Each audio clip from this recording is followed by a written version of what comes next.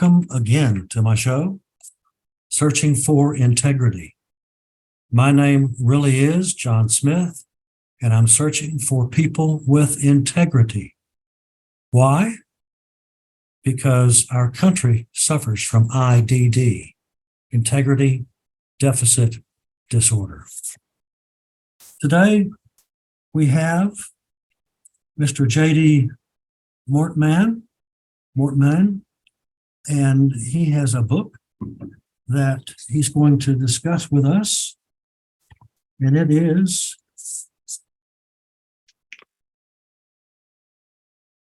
introduce your book. The Fuzzy Pink Bathrobe and Other Stories of the Law.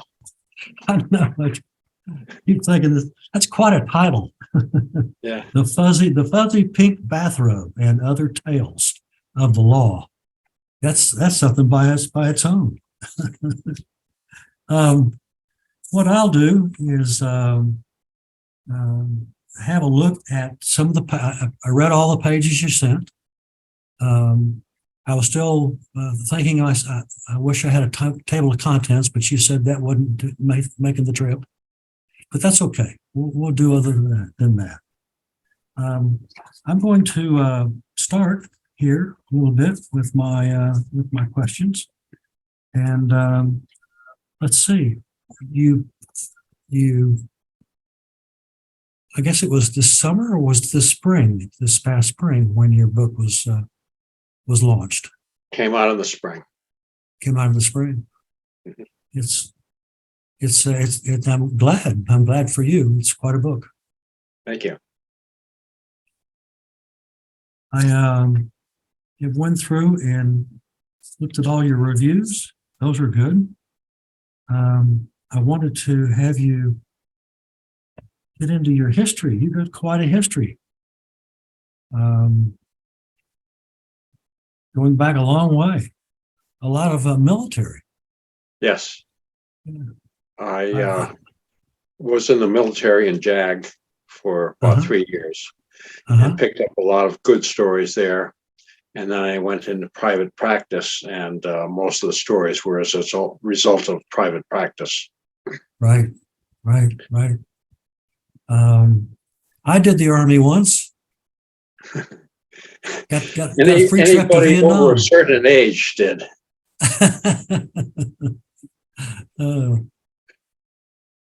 Now, there's a lot here. The Distinguished Military Graduate, University of Vermont, the Army Commendation Medal. Quite a history you've got here, J.D. Quite a history. Thank you. Why don't you tell me something about the United States Supreme Court? How was that? Well, I just filed a brief as amicus curiae, which means a friend of the court. But I found the Supreme Court clerks were most courteous and helpful compared with a small claims court in which they don't want to give you the time of day. The Supreme Court reaches over backwards to be nice to people, and that was refreshing. I bet it was. The information things that are left with you in all of these chapters you have are pretty good. You know, they as I read along, I kept thinking, how is this going to end up? How is this going to end up? You know, and it seems that way all the time. You know. Yes. By the way, yeah. And especially in the court system, you don't know what's going to happen. Correct. Until it's probably too late. Somebody suggested I get a license plate that said, "We plan to appeal." That's good. That's good. I spent a lot of time in courtrooms as a witness for the government. Oh. In the S&L crisis. Uh-huh. That was interesting. I was impressed with the military lawyers that we had that were doing work in the federal system, they were by far very competent people, beyond my expectation. They knew what they were doing, Of and that was course. refreshing. Right. Right. Very, very much so. The let's start out with let's do the perfect honeymoon. When both play in the mud, neither has the high moral ground. That's can't Right. make that any better said. And because of your financial background, including being a CPA, I'd like your comments on this. But basically, the woman comes in and says, I've been married for 10 years, but not exactly 10 years. Every year, this is the second marriage, every year after we were married, my husband would take the standard deduction and I'd itemize. And and then we'd get a divorce on next to the last day of the year. Mhm. So we could file for that year as being single, unmarried. And they said that they saved about $4,000 to $5,000 in doing this, which they used to finance a trip down to Mexico to get the divorce each year. And then they'd get married the first of the year. Uh-huh. And she wanted to know, because her husband made twice as much as she did, could she get alimony? And that depends. First of all, I guess the question I had was that could that be considered a fraud on the court, or is it skirting the line? I don't know what the answer to that is. But I suggested that if she went to court to try and get alimony, she'd have to prove that she was married. And since she had just been divorced, she wasn't married, so she couldn't get alimony unless she could set aside the most recent divorce. Mhm. And yet I know of no basis to do that. Well, it seems to me that she set her own trap, and that won't go away. And the worst part about it is that when if they're ever audited, then there's a point there where they'll be all over her, and they'll find out these things and things. It's a fraud, is what it is, and that's the one thing you don't want to do when you're trying to deal with the IRS. That's basically what I thought. I didn't think that a judge would be sympathetic to her because she was involved in the scheme, as was he. Mm-hmm. And I thought that two things could happen. One is the judge could refer the case to the U.S. attorney for prosecution, or could tell her to go back to Mexico where she got her divorce and to let them work it out. But it was a interesting situation, to say the least. Oh, it's what's the word of that? Convoluted, I guess is the way to put it. No, the IRS will be all over that. That it's you can pretty much take what the judge may say or not say. They'll never go away. They just make it as hard as they can for people that have been And of doing course, you like don't know what the Mexican court would do. They'd probably say, hey, you said the marriage had failed. You swore to it. You took the stand. You said the marriage was over. We're not going to do anything. So I did not see any easy solution for this woman. Right. No, I agree with that. It's is there a little more structure in that you could help my audience by how it was in terms of what? Well, yeah, there are two things. One is that her husband made twice what she did. And it was a 10-year marriage, even though it was only a year at a time. So that if she had not gotten these 9 divorces or 10 divorces, the court might have given her some alimony because of the disparity of income. Right. But that was not the case. And it just seemed to be a no-win situation for her or for him if he was trying to do it. Right, right. No, this was their imagination exceeds any type of regulation. I guess I would say it's so unique in terms of that.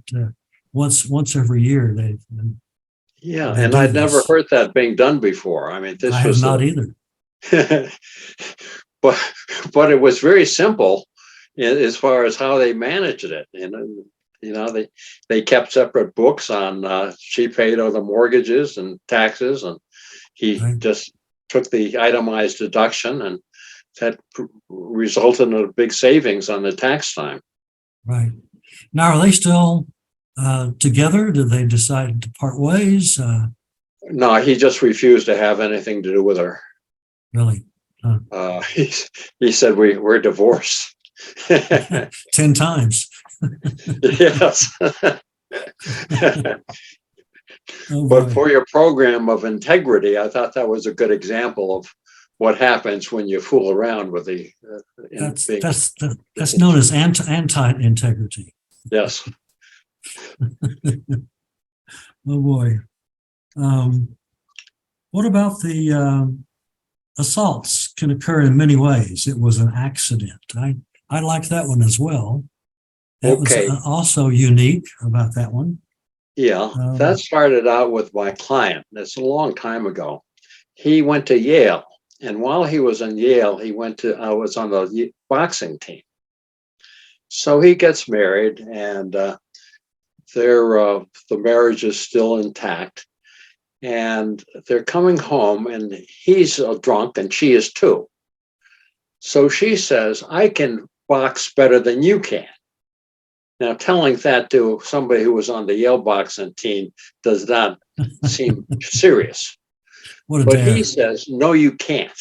"Yes, I can." "No, you can't." "Yes, I can." "Okay, put him up." So he gets in a fighting stance, and he goes to hit her, expecting that she will just move her head. Uh-huh. Instead, she moves into his fist, and he knocks her out. So he brings her back to the apartment, and about 9 years later, she decides that he assaulted her intentionally. So she goes to the police department, and they arrest him for assault and battery. And his attorney goes in to see the prosecutor when the case is assigned for trial and says to the prosecutor, "This was an accident." And the prosecutor, being gung-ho as he is, says, "No such thing as an accident when it comes to beating your wife. It was intentional, and we're going to prove it." So the woman has very long hair, and she takes a seat. She's trying to get the edge on the divorce proceedings. And if she can have him convicted of assault, that's going to help her case. So anyway, the wife testifies as to what happened. And she sits back with her long hair over the edge of the chair. Right. The prosecutor goes to ask her questions. And one of the questions was, "You say it was an accident. Can you explain that?" And just then, the court reporter notices the prosecutor's fly is open. So he's embarrassed. His face gets red. He walks up to shield what he's going to do, zipping up his fly. So he goes in back of the woman with the long hair and zips it up and catches her hair in the fly. He goes to move. The judge, she screams. The judge says, "What's going on?" And the prosecutor says, "It was an accident." At the same time, the husband is saying it was an accident.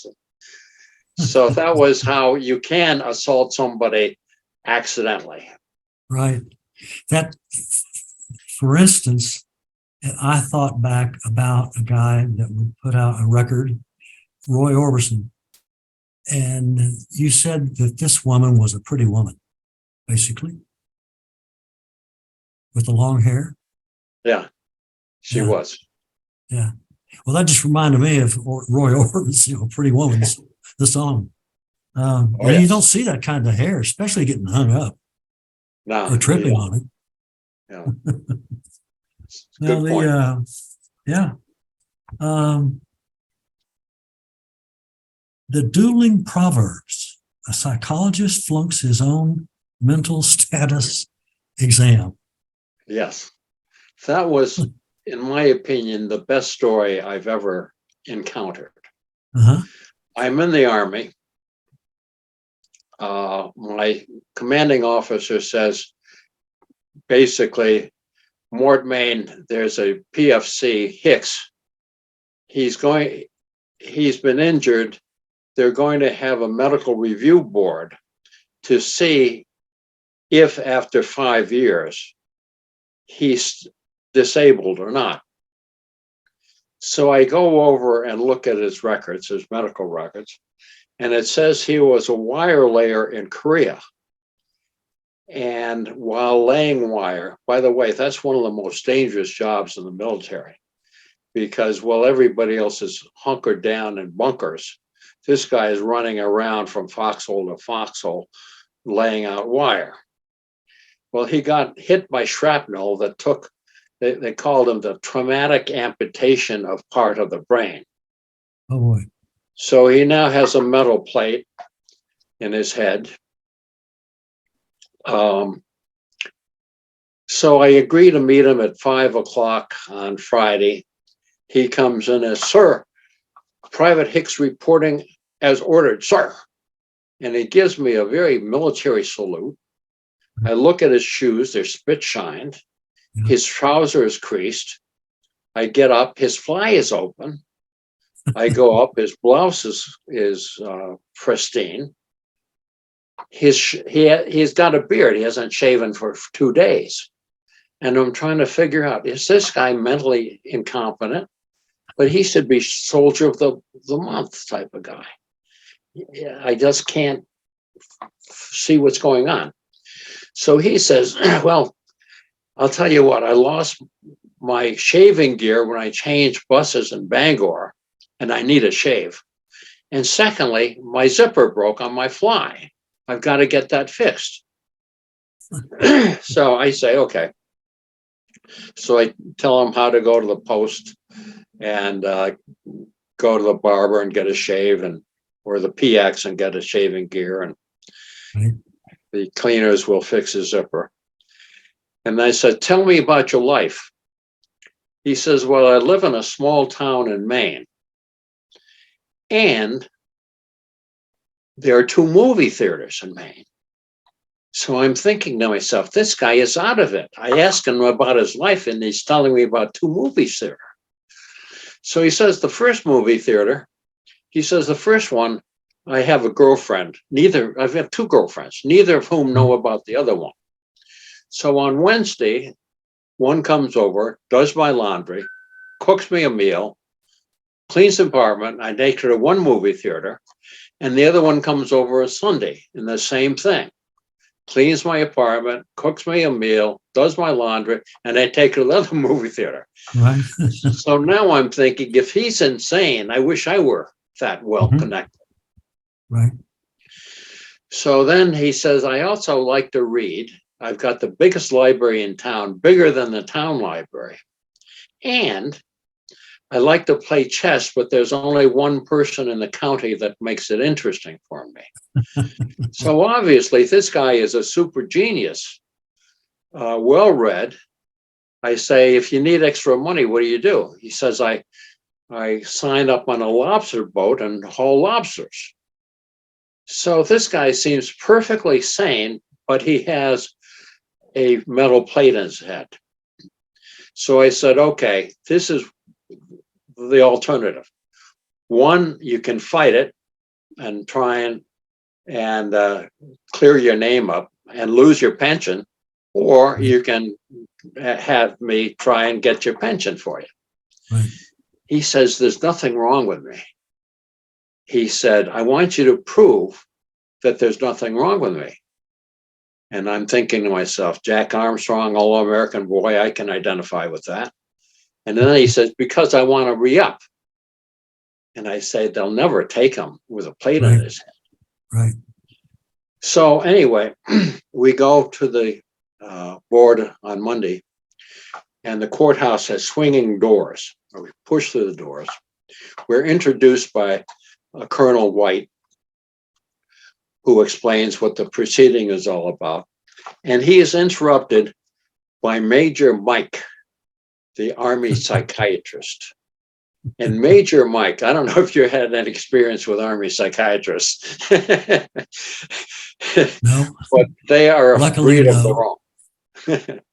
So anyway, Major Mike says, Colonel, if I can interrupt, I'd like to just tell Private Hicks a few proverbs. And if he can tell us what they mean, that'll determine his mental status. Uh-huh. And the colonel says, yes, carry on, Major. So Major Mike says, Private Hicks, I'm going to tell you some proverbs. Tell me what they mean, if you can. And he's very derisive. He says, the first one is, don't count your chickens before they hatch. And without a heartbeat between that question, Hicks says, don't count a bird in the hand is worth two in the bush. And that is the first time that I've connected the two sayings. Uh-huh. I'm thinking to myself, gee, that's very good. And the major doesn't understand the answer. He doesn't see the correlation. He doesn't understand the proverb. So then he says, let me ask you another one. All that glitters is not gold. And Hicks says, don't judge a book by its cover. And I'm thinking to myself, boy, that's good. I never connected the two. And now the major, the psychiatrist, doesn't understand the answers. He says, let me ask you another one. An ounce of prevention is worth a pound of cure. And Hicks says, a stitch in time saves 9. And I'm thinking to myself, this is a genius. I never connected the two of them. And there's an embarrassing silence. And now the major says, or Hicks volunteers, or for want of the shoe, the horse is lost. And that's the old proverb about the shoe comes off and the horse gets lame and dies. So now I'm involved in the game. Match every proverb with another one. So Hicks is asked from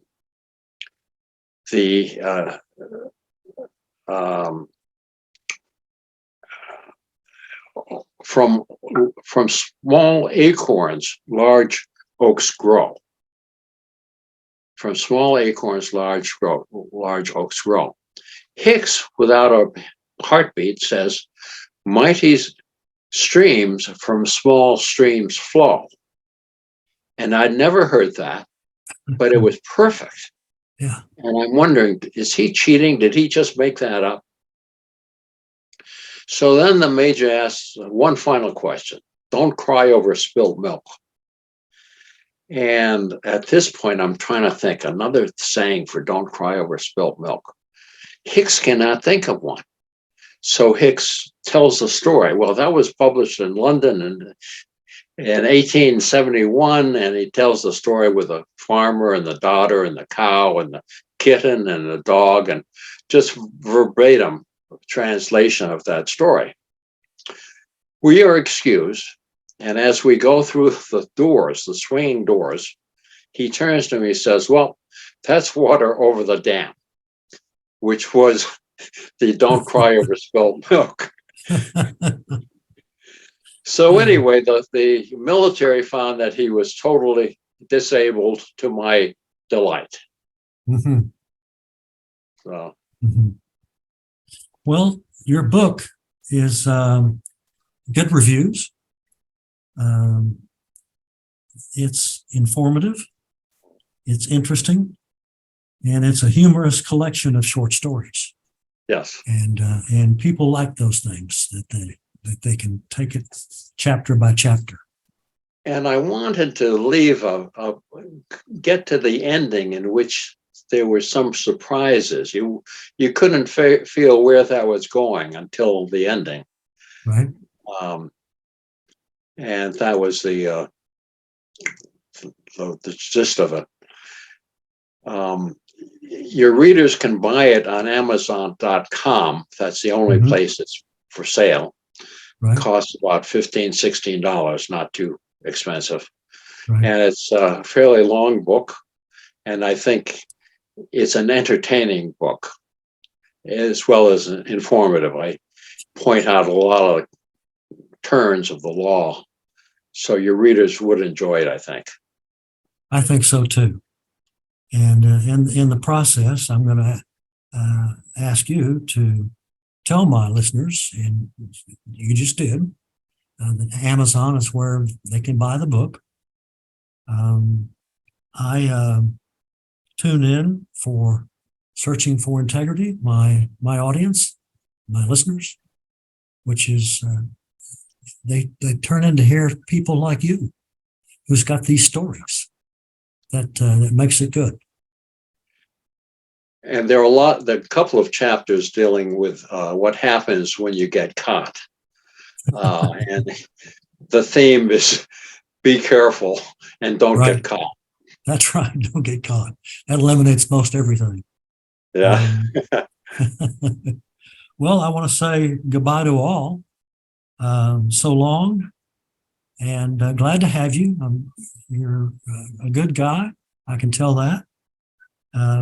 And happy trails to all.